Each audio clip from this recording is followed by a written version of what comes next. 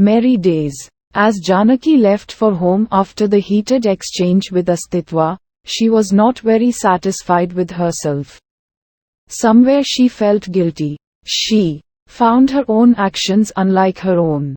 She felt like insane. That day after reaching her home, she couldn't feel at peace. The dilemma in her mind made her more restless. She was unusually quiet at dinner too. Her parents and grandmother thought to interrupt, but they let her handle her situation. By the time midnight came, she had lost sleep, immersed in thought of her actions. However, she decided to sleep and talk to her granny. The next day, she had been standing as a support for her from her childhood. The next day was a Sunday, where whole family of 4 sits together for morning tea and talk general stuff. But this Sunday was different. The mood of Janaki has carried out, so the tea affair was unusually silent too. As they finished with the tea, Janaki couldn't hold anymore and poured her heart out about her actions and how she was feeling. Her father was first to react, saying, "I thought we raised you better," and walked away dejected.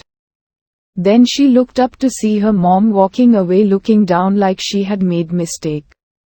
These actions broke something deep within her. She looked up towards her granny and unlike others she spoke. Actually, she asked few questions before walking away and didn't let her answer. Her questions were: 1. What is wrong in a boy to have wanting long hair?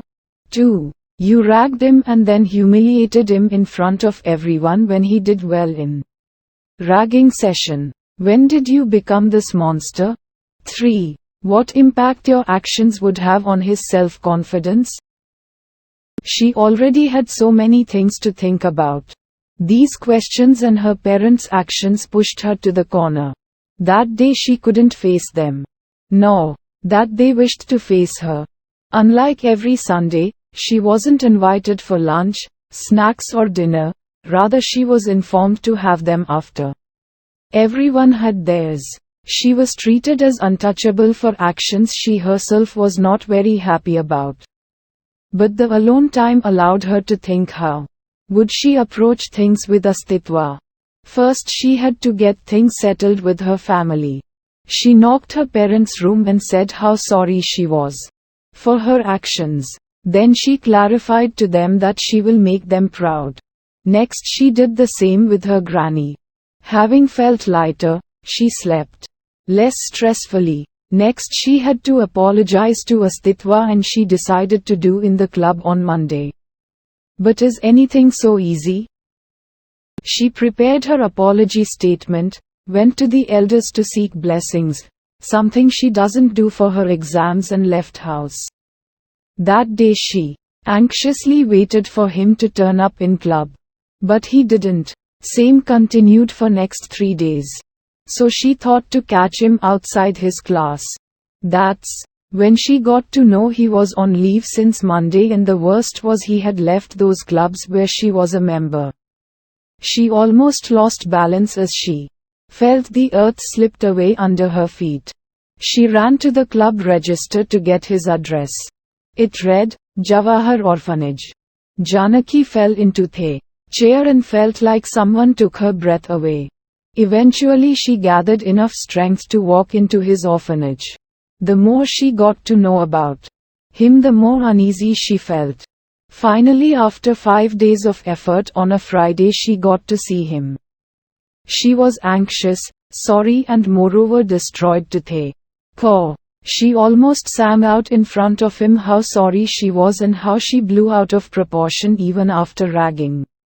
Astitwa, who felt he was wrong to stalk her, accepted her apology and walked away. Janaki, who was not satisfied, still now wanted to help him in growing hair. So she went home and talked with her parents about how she wanted her parents to allow him to stay in their penthouse. She almost begged to them. Her parents were ready the moment she asked them, but they wanted to know how serious she was. Finally, her father asked her to bring Astitwa home on Sunday and promised to get the penthouse ready by then. First phase of Janaki's plan was executed. Now she tried to convince Astitwa to shift to her house.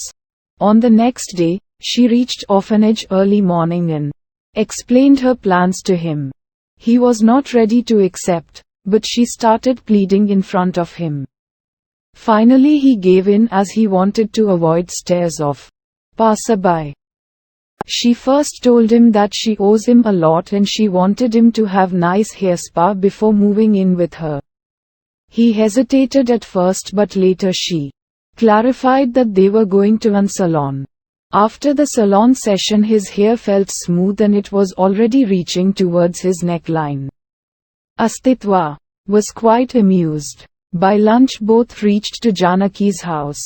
He was made to have lunch with the family together. Janaki's family was impressed with his behavior. At night Janaki came to him with dinner and said that he will be provided food as well. Astitwa politely declined the food, but Janaki made sure that he accepts the hair treatments she offered. She laid out the hair routine for him to follow. 1. She handed him a herb-treated coconut oil and told him to apply them at night to the root of hair every day. 2. He must get his hair washed every day morning before going to college. 3. Twice a week on Wednesday and Sunday he must apply hair pack before going for hair wash, and said she would bring them early morning to him on those days. 4. Once in a month they will go for hair trimming. 5. Once in a month he has to apply henna on hair along with her. He agreed to her half-heartedly and asked was she doing all those because she felt guilty. As Janaki nodded, he said he has already forgiven and forgotten all those. She must not feel so sad. Also he asked her to allow him to pay rent for the house. She said that rent had been denied by her parents and there is nothing she can do about. And then she said she wanted to help him grow his hair and pleaded again to accept her apology. He again conceded to her efforts. Soon both of them started to go to college together and used to spend a lot of times together. Within 6 months he started putting his hairs in ponytail. As the summer vacation kicked in one evening, Janaki said that she didn't feel like he had forgiven her. Even after Astitwa clarified repeatedly, she didn't accept. Finally he asked how she wanted him to prove. She replied that she would accept if he lets her dress him and accompany her to the temple on Monday. He backed off, but she said that the temple was far away on a hill and they will be going in car. He reluctantly agreed. The next Monday early morning she knocked on his room and asked him to take bath removing body hair. Next she handed him a special that hid his and worked as an extra pad. He then wore the she handed. As he did, she helped him to fix the T-forms she picked from drama club. Then she helped him to get into a pair of innerwear which hugged his now. Now he felt shy to face her. Janaki chuckled and then handed him a petticoat to wear. Then she made his face up and left his hair open. She arranged flower on his hair. Then she made him to wear a half sari and added bangles to his hand, anklets to his ankles. She finished with some clip-on earrings on him. Then she handed him flats and showed how to manage the dress, how to walk to avoid other people's stares etc. Then she left him to practice. After an hour she came to him in similar attire. Both looked like soul sisters. They then traveled to the hilltop temple and offered prayers. After the prayers they roamed around the place and took many selfies and portraits in Janaki's digicam. After having a cheerful day on the hilltop they returned home. Over the next 1 year, they spent so many Sunday evenings talking about long hairs, had several shopping trips for hair accessories, salon sessions, henna sessions etc. His hair crossed his shoulders now. By now Janaki allowed Astitwa to give her head massages while she did pay same for him too. Many times they have brushed each other's hair as well. Though Astitwa was more interested in keeping his hair straight and avoided braiding his hair, he had learnt various hairstyles and tried them on Janaki. Astitwa now was getting his hair spa done alongside Janaki. As time passed, Janaki started falling for Astitwa due to his gentle nature, care and respect he showed towards her family. On the other hand, he genuinely respected her. In one such hilltop temple trip which had now become a monthly feature, Janaki almost proposed him when he wore sari for the first time but changed her mind in last minute. The more days passed, the stronger her love became. She then did what came to her mind first. She chose to shift to a different town for her dream of becoming a renowned journalist.